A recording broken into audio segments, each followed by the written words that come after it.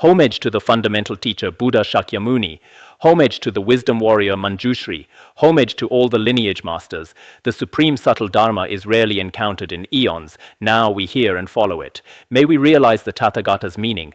To liberate beings, please generate bodhicitta.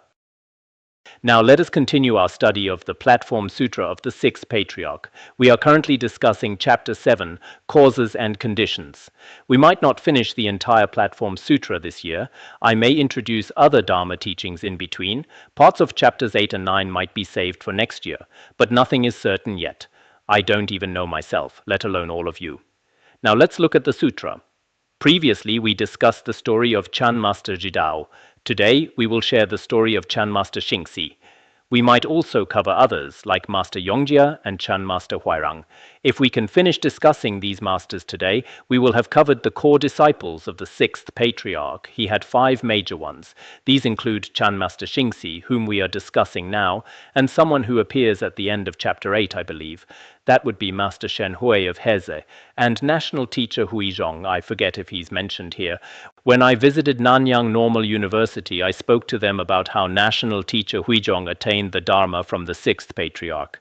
Many young people there didn't know that the National Teacher of Nanyang was Huizhong. I also spoke about Kashyapa Matanga and Dharmaratna, and the story of how they brought the Dharma from India to the White Horse Temple in Luoyang.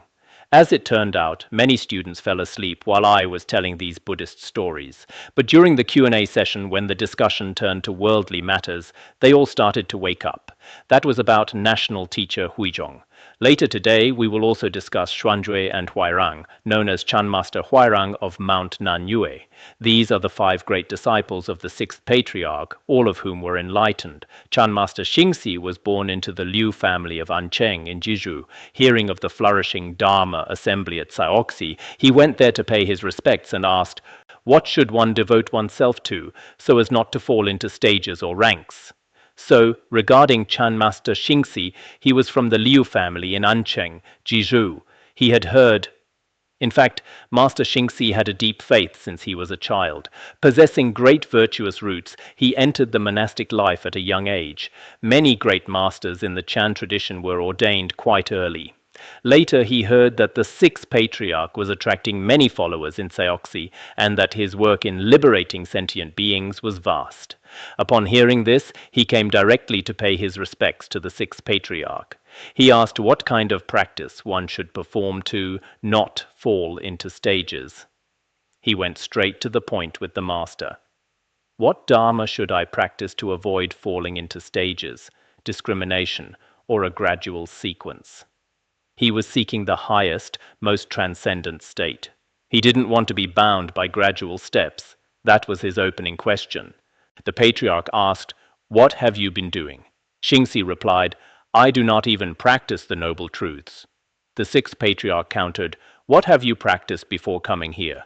Master Xingsi replied, "I do not even practice the Noble Truths. When we speak of the Noble Truths, we usually mean suffering, origin, cessation, and path.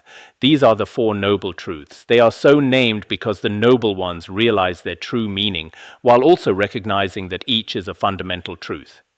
Ordinary people, however, do not fully grasp this. Thus, Noble Truths refer to the 4 Noble Truths, or they can refer to the ultimate and relative truths. I do not even practice the Noble Truths. He meant he had moved beyond practicing even the Noble Truths, let alone anything else. This is essentially a Huatu, or a Chankoan. Regarding profound emptiness and the profound 4 truths, he didn't do or practice anything. Just like today, some people believe they have reached a certain realization by not practicing any specific Buddhist methods. That is roughly the meaning here. The Patriarch asked, "What stages have you fallen into?" Xingsi replied, "Since I do not even practice the Noble Truths, what stages could there be?" The Sixth Patriarch asked him, "You just mentioned falling into stages, but what stage have you actually fallen into? What kind of discrimination are you referring to?" Chan Master Xingsi replied that since he doesn't even practice the Noble Truths, how could there be any other stages to speak of? Since he has no attachment or fixation on the very concept of the 4 Noble Truths, then all other forms of discrimination, ranks or gradual paths, simply do not exist for him. From this perspective, a dialogue like this might seem to offer little to learn for ordinary people who have not yet attained realization. In our daily conversations, even when joking around, we might say something similar, but for these true Chan masters and their disciples, through such an exchange, the master fully discerns the student's capacity, and the disciple, relying on the master's simple question or direct pointing, realizes the nature of mind. The way the ancients relied on a spiritual teacher is truly different from how we do it today. In our time, never mind such brief remarks. A master can teach tirelessly for years, yet the student may still not realize the nature of mind. Not only do they fail to realize it, but they might even develop wrong views and risk falling into the lower realms. This is why it's said that in the era of the 5 turbidities, things become increasingly degenerate. The turbidities of views, afflictions, and sentient beings are all real factors. In the beginning, when the Sixth Patriarch was present, in a dialogue such as this, the master perfectly understood the student's spiritual capacity. The Patriarch held him in high esteem and appointed him head of the assembly. The Sixth Patriarch deeply valued Chan Master Xingsi. He knew this person's capacity was extraordinary. Through that single exchange, he saw Xingsi's potential and held him in high regard. He then asked him to serve as the head monk among his followers. He gave him great importance right from the start. Generally speaking, any spiritual teacher may show special attention to certain disciples, whether outwardly or inwardly. Others may not receive such attention, which also holds a secret intent. People today might feel, why does the master speak more to this disciple or that volunteer? They might get irritated if they are not the ones being addressed. But we really shouldn't feel that way. Everyone's capacity and their stage on the path are different. A teacher doesn't necessarily have to treat everyone exactly the same. While from a modern worldly perspective, imparting fairness is essential, yet there are times when special circumstances arise. Treating everyone equally is necessary. Sometimes it's like when the Sixth Patriarch himself was relying on his own teacher, who gave him special blessings and permissions. Here, the Patriarch gave a high position to a newcomer after a single talk. The disciples of the Sixth Patriarch were excellent. They maintained pure perception. Otherwise, people in this Dharma-ending age might complain, "I've been with the Patriarch for so long, and yet this newcomer gets the highest seat." Not everyone could accept that, but such issues likely didn't arise among them. One day the Patriarch said, "You should go and teach in your own region. Do not let the lineage be broken." He must have stayed with the Patriarch for quite some time. Then one day the Sixth Patriarch said to Chan Master Xingsi, "You should not stay here forever. You must go elsewhere and begin to liberate sentient beings. You must ensure that the wisdom of the Dharmakaya is never broken." He told him to teach when the conditions were ripe. Having received the Dharma, Xingsi returned to Mount Qingyuan in Jizhou. He propagated the teachings and was posthumously titled Chan Master Hongji. While with the Sixth Patriarch, Chan Master Xingsi received all the pith instructions and Dharma connections, like water poured from one vessel into another. He then returned to what was originally his hometown. In fact, one often has a special connection with one's birthplace. There is a reason why we were born into a particular place in this world. Back when I was building schools in my hometown, some people asked, "Why are you so selfish? Why build only in your own village?" I told them, if I build in my hometown, my residency is already there, so things are more convenient. Building elsewhere would be much more complicated. Besides, since I came into this world, my hometown is where my primary karmic links lie, so I simply have a connection there. As you can see, these Chan masters also return to their birthplaces to spread the Dharma. When the time is right, it is truly necessary to reach out and help those in our own communities. Benefiting them through the Dharma is the most suitable way. You see, Chan Master Xingsi didn't stay with the Patriarch for long, but after he went back home, his enlightened activities became immense. I hope that all of you, our Dharma friends, whether you are at this academy or your own practice centers, will go out into the world and share what you have learned. In the past, during holidays or special occasions, We would arrange for teachers to go and teach in various locations. Recently, we have been considering similar plans for this year. We might send about 100 teachers to different places. Since we have a 2-month break in the winter, it's a good time for those whose conditions are ripe to go out. If you have the ability to propagate the Dharma, you should go. We have some excellent teachers and tutors who won't get caught up in worldly concerns. After careful selection, they can go. Of course, the first requirement is that your motive is not worldly gain. The second is that you must have studied here for at least 5 or 10 years. 5 years of study is the minimum. Without that, you might not have a deep enough understanding. There's a common saying in the world today regarding any field of study. If you study something with full focus for 5 years, you become an expert. If you study for 10 years, you become an authority. And if you study for 15 years, you become a world-class leader.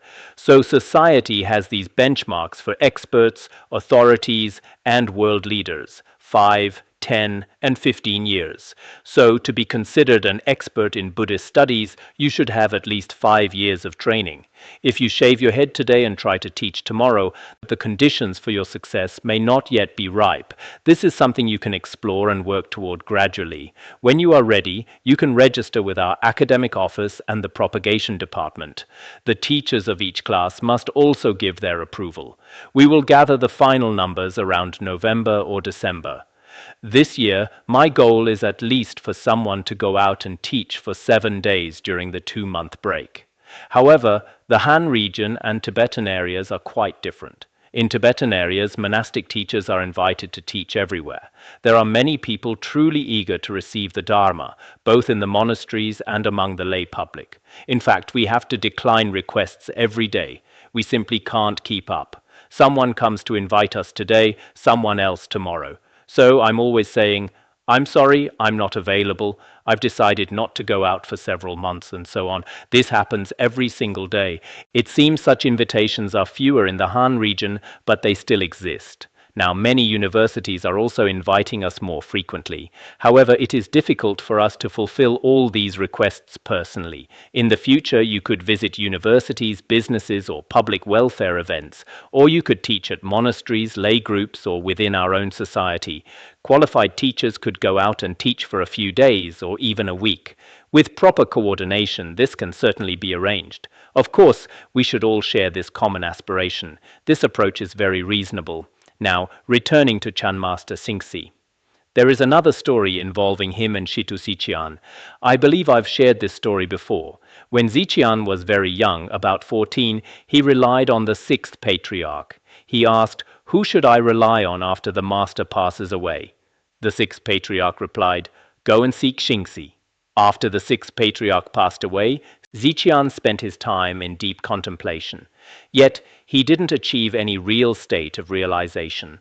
Later, another head monk of the Sixth Patriarch noticed him.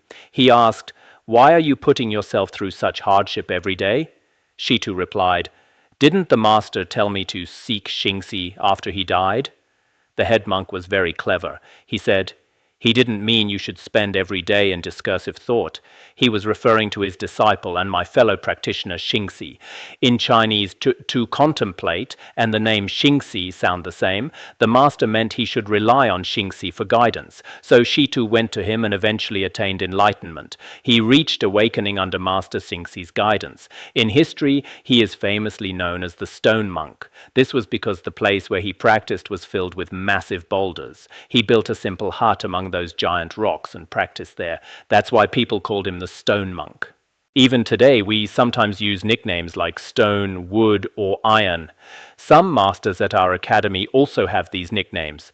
Stone refers to Khenpo Tsultrim Lodro, wood is Tulku Tenzin, and iron is me. Many people use these names. You hear them mentioned every day in some places. That was how they were originally known, though I won't go into the whole story. So that is why he was called the Stone Monk.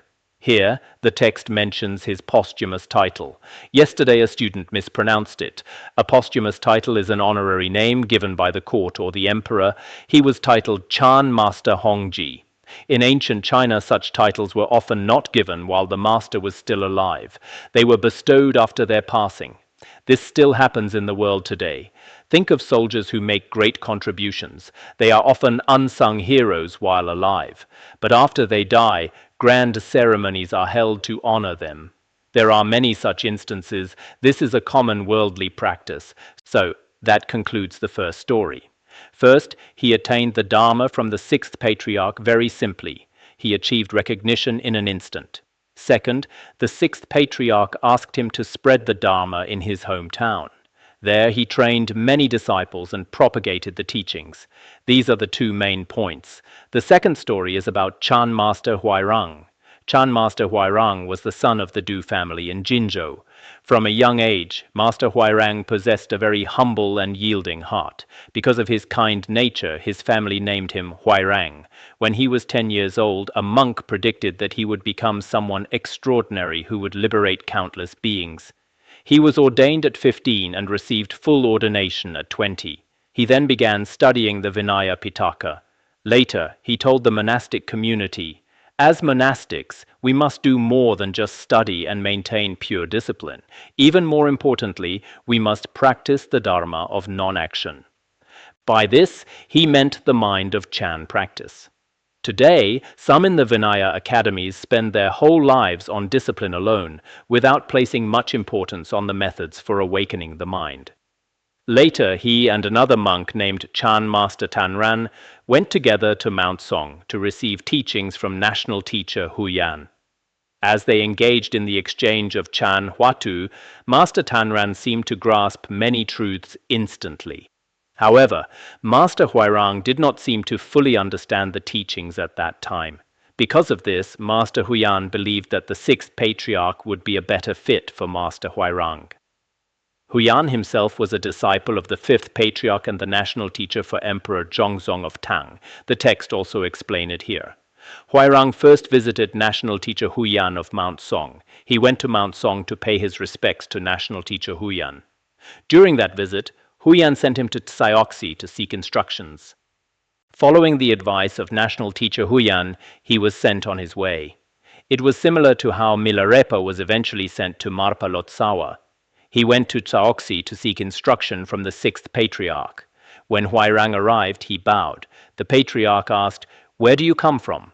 When Huairang reached the Sixth Patriarch, he prostrated before him. After the prostrations, the Sixth Patriarch asked, "Where have you come from? Why are you here? Where is your origin?" He said, "Mount Song." The Patriarch asked, "What thing is it that comes thus?" Huairang replied, "To say it is like a thing would miss the mark." The Patriarch asked, "What thing is it that comes thus?" The Master asked, "Where have you come from? What is your purpose in coming here?" In the world today, we often encounter this. Any spiritual teacher, if they have the time, will ask, "Where are you from? Why have you come here?" Most people wouldn't think much of it. They'd say, "I'm from Chongqing," or "I'm from Shandong." "Why are you here?" "I'm here to seek the Dharma. I've come for teachings, to look around, or just to pay my respects before leaving." The masters might just respond, "Oh, I see. Yes, very good." "Is the scenery in Tibet beautiful?" "Yes, quite so." The conversation remains on a very superficial level. Because it isn't directed toward the mind, it stays ordinary. But with the Sixth Patriarch and his disciple, it was different. When asked where he came from and why, he replied, "To say it is like a thing would miss the mark." This is a very famous case in the Chan tradition. Any description would be inaccurate. Trying to use words to describe where I come from is incorrect. Because the place does not exist, and the I who comes does not exist, even the destination of here does not exist.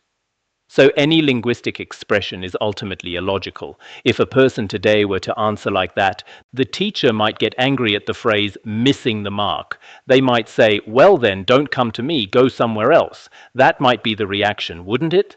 The Patriarch asked, "Can it still be cultivated and realized?"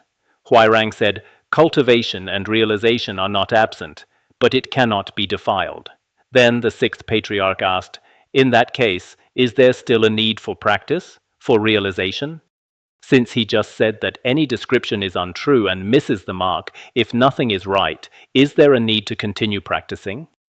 The disciple answered, "Cultivation and realization are not absent, yet defilement is impossible." There is no self to cultivate, and even less can it be defiled. The Patriarch said, "This non-defilement is what all Buddhas protect and mind. Since you are thus, I am also thus." Through this dialogue, the Master said, "You say that nothing is defiled, and the nature of mind is inherently luminous. Actually, this realization is what all Buddhas of the three times protect, bless, and praise. This is the state. You have reached it, and I have also reached it."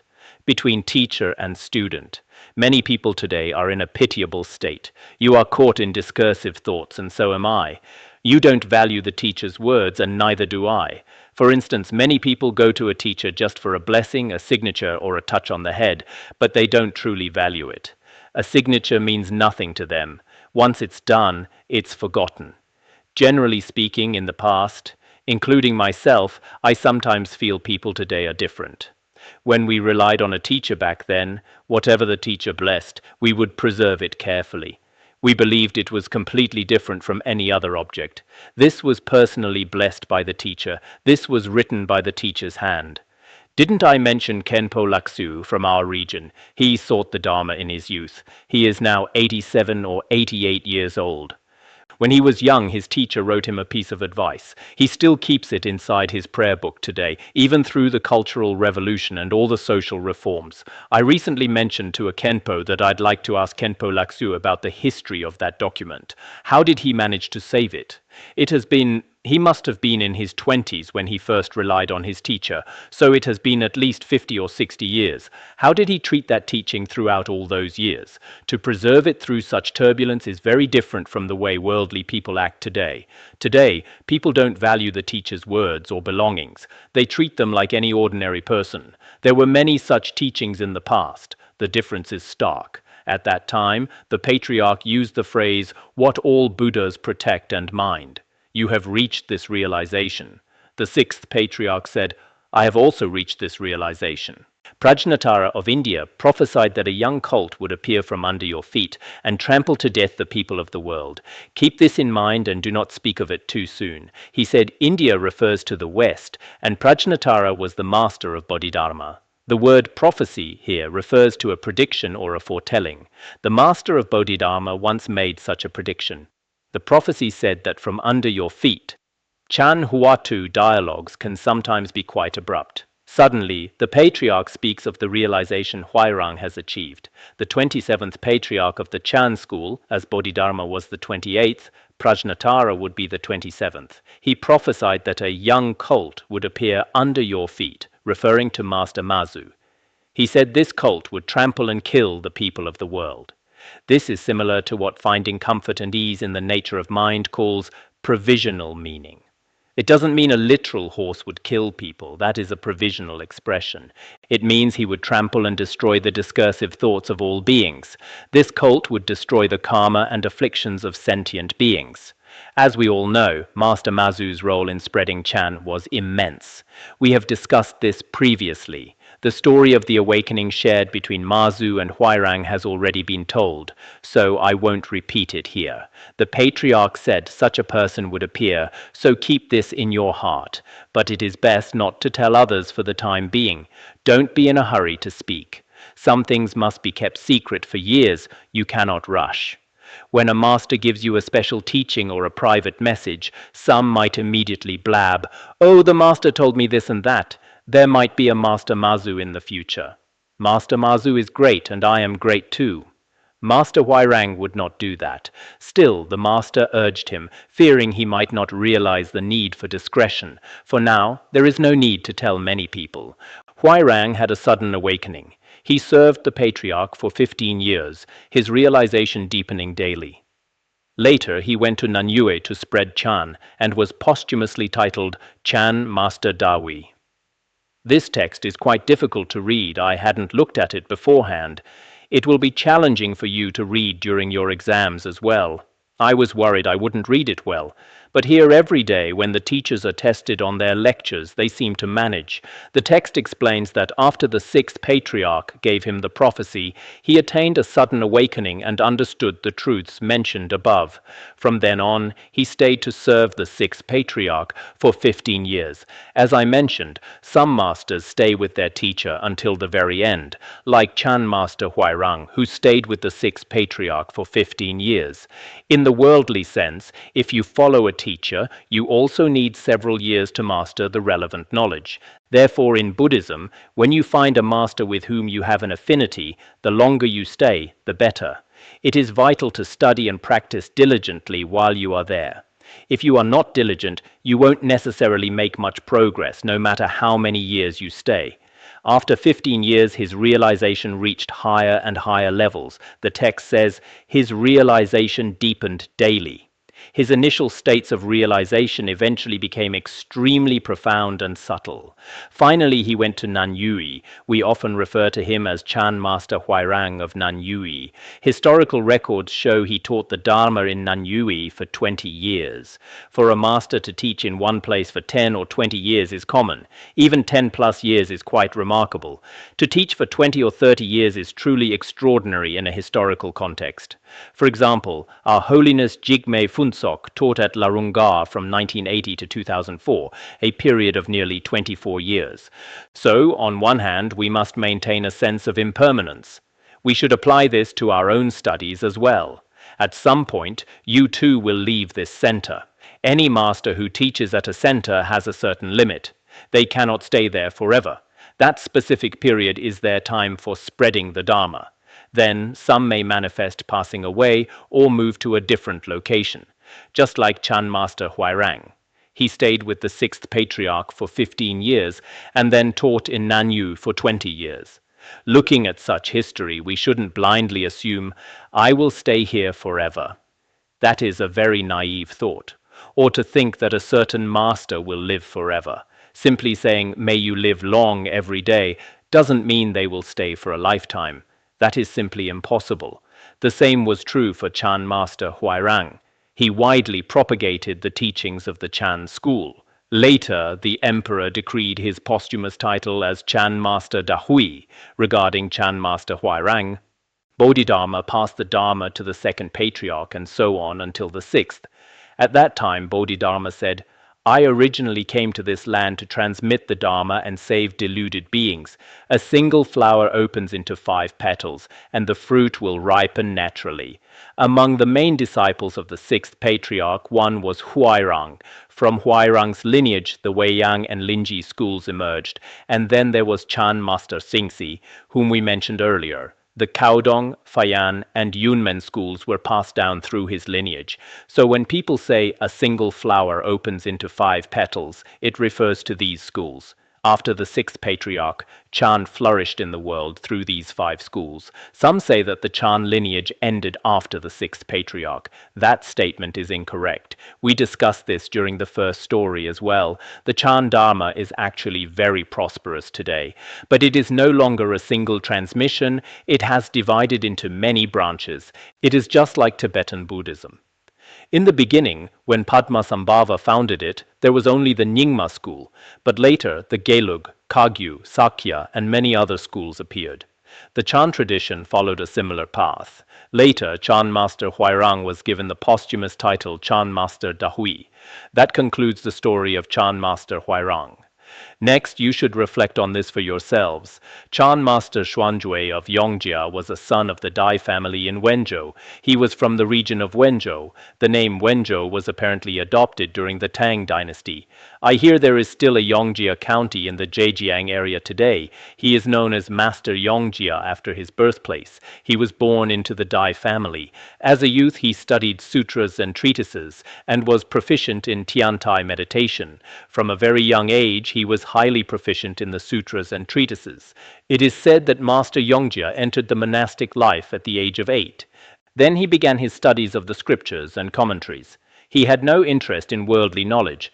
Since childhood, he was deeply interested in Chan and Tiantai meditation.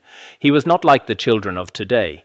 Many children nowadays are very interested in all sorts of inappropriate behaviors. They have almost no interest in the path of virtue. He was not like that. At that time, especially from a young age, he mastered the Tiantai school. Tiantai was founded by great Master Ji of Mount Tiantai based on the Lotus Sutra.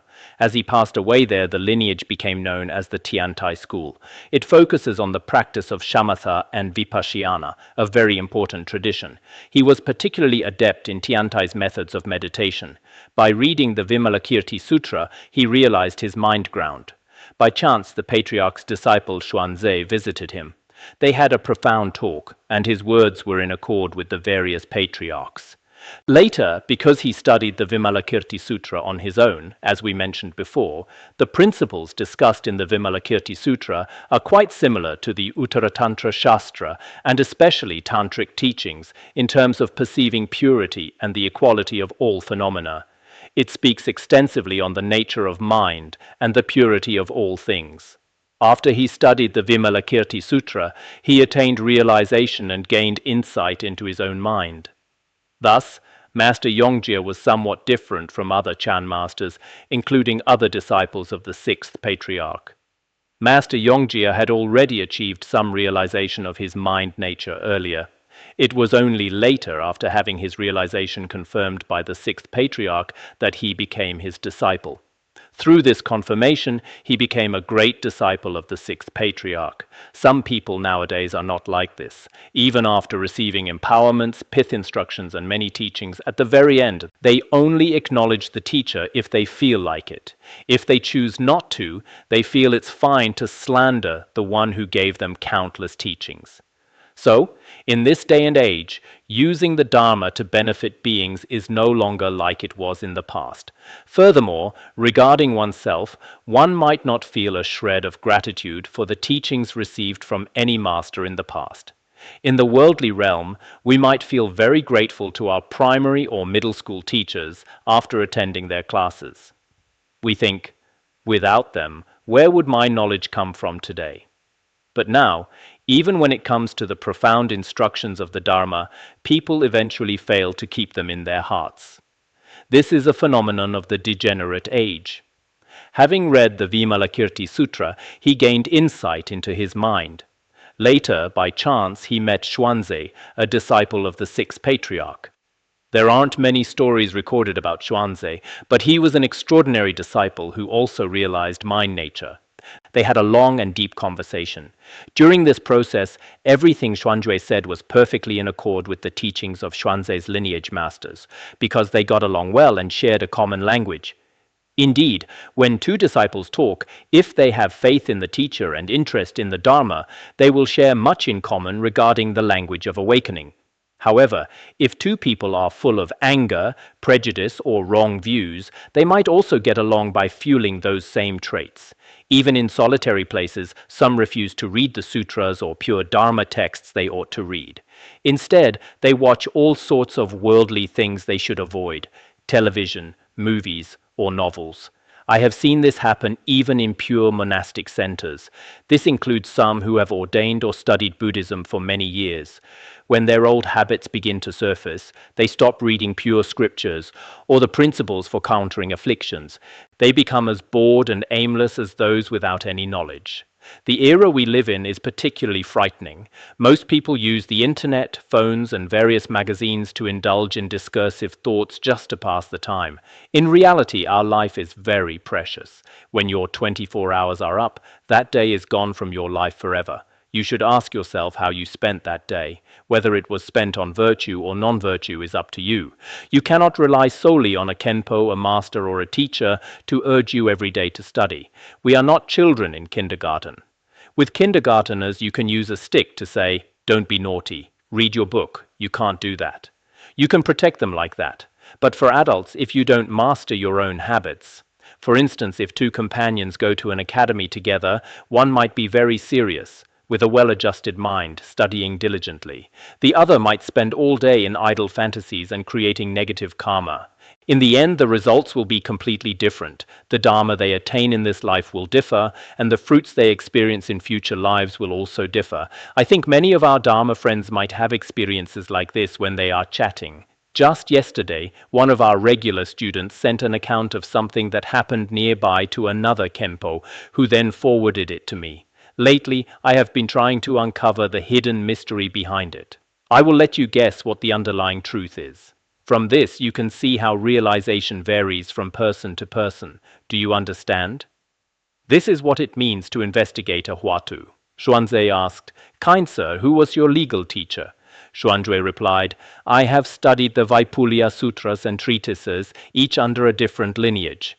Later, through the Vimalakirti Sutra, I awakened to the Buddha mind school, but I have no one to verify it." At that time, Xuanzhe asked Master Xuanjue, addressing him as "Kind Sir," "Who was the master from whom you received the Dharma?"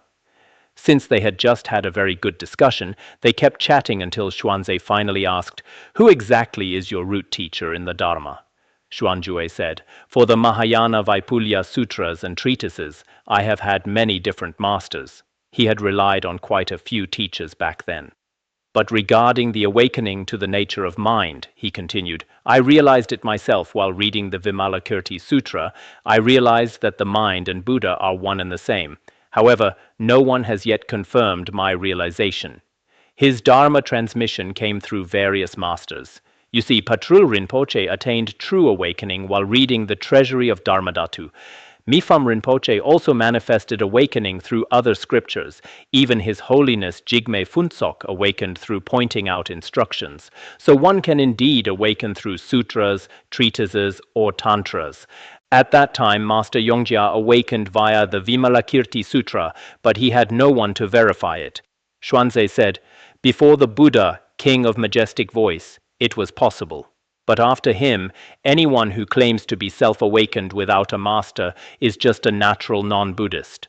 Xuanjue replied, "Then I ask you, kind sir, to be my witness." At that point, Xuanzhe said that the first Buddha of the fortunate Aeon was called the King of Majestic Voice. Before his time, many people, like the Pratyeka Buddhas, could awaken and verify their own realization. But after his time, verification from a master became essential. Awakening without a master, meaning to claim awakening on your own, is considered a natural non-Buddhist view. It is better to seek a master for confirmation. Xuanjue then asked, "Could you confirm it for me? You seem to speak very well on these matters. Since you are so eloquent, perhaps your own awakening is profound. If so, could you verify my realization?" He was manifesting a very humble attitude.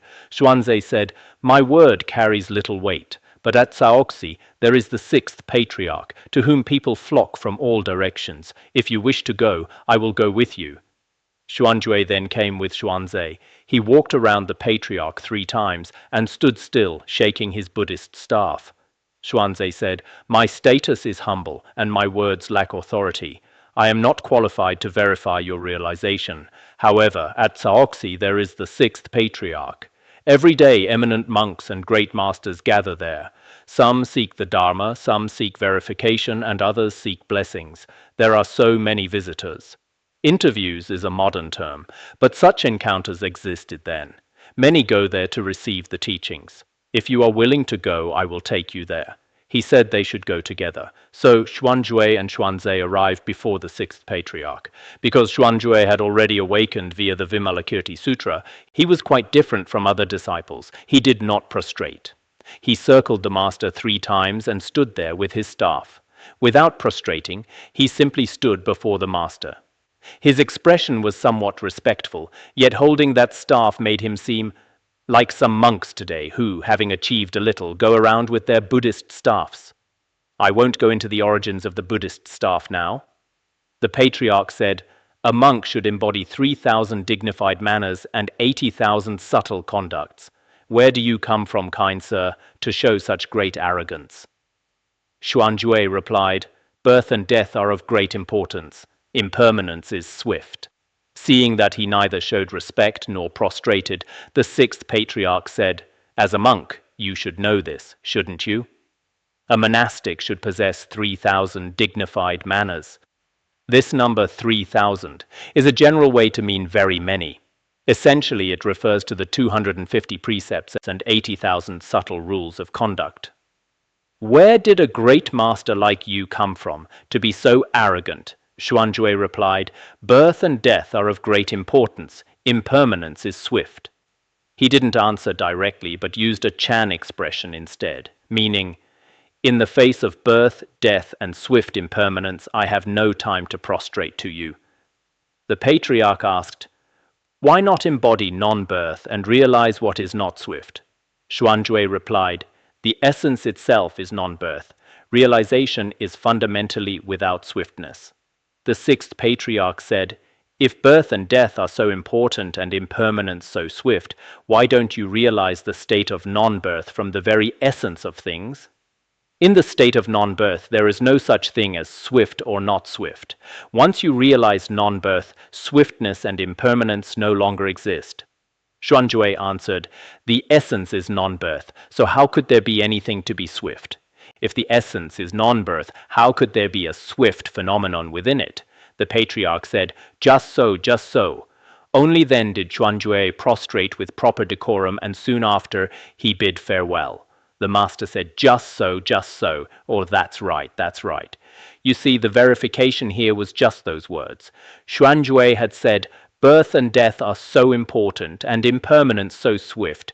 Then the essence is non-birth. Realization is fundamentally without swiftness, meaning the essence is unborn, so there is no talk of speed." The master replied, "Exactly, that is it. Sometimes when a master says, 'It is just so,' it is a confirmation." Xuanjue thought, "I have received the Dharma," and prepared to leave. He was a bit arrogant when he arrived, but now he was deeply grateful, simply because the master said those 4 words, "Just so, just so." Filled with gratitude, he immediately prostrated before the patriarch. Then he got ready to depart. Many Chan stories go like this. The patriarch asked, "Aren't you leaving too quickly?" The Sixth Patriarch asked, "Are you leaving already? Isn't that too soon? Why not stay a while?" He replied, "Fundamentally, there is no motion. How can there be swiftness? Since the essence is fundamentally unmoving, how could there be fast or slow?" He was very sharp and answered instantly. The patriarch asked, "Who knows it is not moving?" He replied, "You, kind sir, are creating this distinction yourself." The master asked, "You say the essence is unmoving and there is no swiftness. Then who is it that knows it doesn't move?" Xuanjue replied, "It is you who are giving rise to such distinctions. Whether there is motion or stillness, it is all a display of discursive thought." The patriarch said, "You have truly grasped the meaning of non-birth." He replied, "How can non-birth have a meaning?" The master said, "You have understood the meaning of non-birth." The disciple replied, "In non-birth, how could there be a meaning? If it is truly unborn, it transcends all concepts and meanings." The patriarch asked, "If there is no meaning, who is making the distinction?" He replied, "Distinction itself is not a meaning either." The master asked, "If there is no meaning, who is it that distinguishes?" The disciple replied, "Distinction is also not an idea or meaning." The patriarch said, "Wonderful, stay for 1 night." "Very well," the master said. Their debate and investigation were complete. To someone with a degree of realization, this dialogue is profound. Without it, talk of distinction and non-distinction is just intellectual debate. Finally, the master said, "Excellent. Regardless, please stay here for at least 1 night." He was known then as he who awakened in 1 night. Later, he wrote the Song of Enlightenment, which became very popular. Since he only stayed for 1 night, that is what people called him. In truth, even staying for just 1 night with such a dialogue meant he truly received the Dharma. His Song of Enlightenment spread far and wide. We have actually cited it before. Walking is Chan, sitting is Chan, speaking or silent, moving or still, the essence is at peace. Walking, sitting, talking or not, moving or still, it is all a state of awakening. In a dream, the 6 realms of existence clearly appear. After awakening, the vast universe is completely empty. His song contains many wonderful instructions. Later, he was known as Master Wuxiang, or Chan Master Zhenjue. That concludes these 3 stories for today.